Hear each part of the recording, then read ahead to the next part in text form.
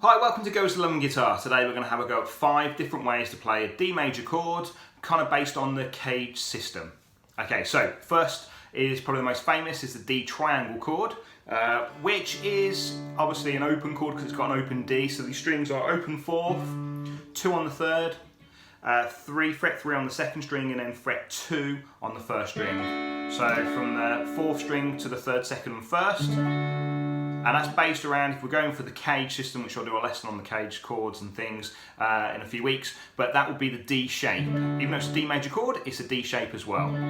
Okay, the next one I played was this one here, which is based off a C shape. It's still a D major, but it's a C shape in the CAGED system.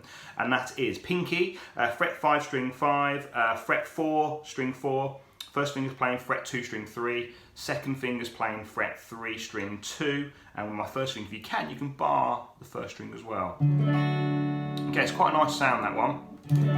Again, if you're doubling guitars and things in the studio, using different inversions of these chords is quite nice to sort of double up rather than just playing the same chord with another guitar. Try doing this something different, adding different inversions like these chords, and it might thicken the sound and give you a different texture and things. So that was a C shape, so it's based off the C shape. Okay, my next shape is the A shape, which is a very famous shape indeed, just like the very first triangle, D's triangle shape. This is an A shape, a bar chord. So it's fret 5, string 5 with your first finger. It's my 3rd finger then barring the 7th fret on the 4th, the 3rd and the 2nd strings. Okay, so that's the famous sort of traditional sort of 5th string bar shape, or an A shape. Okay, this shape is actually called a G shape. So I'm barring, I'm actually, as you can see, they're kind of joined the previous shape in this one, because I'm barring now my first finger, fret 7 on the 4th, 3rd and 2nd string, my pinky's on 10 on the 1st string. If you want to, you can get your 3rd finger over onto fret 10 on the 6th string on the note D, and that's essentially a G shape. And I like this part because it's quite funky. So, a bit of funk guitar, a bit of wah on there. That's a great shape to play. Rather than playing on a lower shape, which is not going to get a sort of funky sound, by a higher inversion.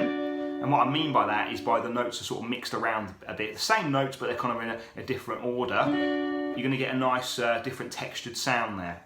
Okay, then that leads you on to the final shape 5, which would be the E shape, or the most kind of traditional, famous chord of all, the bar shape, which is barring the whole of the 10th fret of my first finger. 3rd finger plays 12 on the 5th, pinky on 12 on the 4th, 2nd finger on 11 on the 3rd. And that obviously is your famous D major bar shape, or an E shape. And again, I'll go through the CAGED system in more detail over the next few weeks on a different lesson. But that is obviously a very, very famous shape. So all the 5 shapes again is the D triangle we know and love. This one here, C shape. An A shape on fret 5.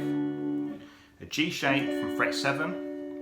And then finally, a lovely E shape on the 6th string bar chord.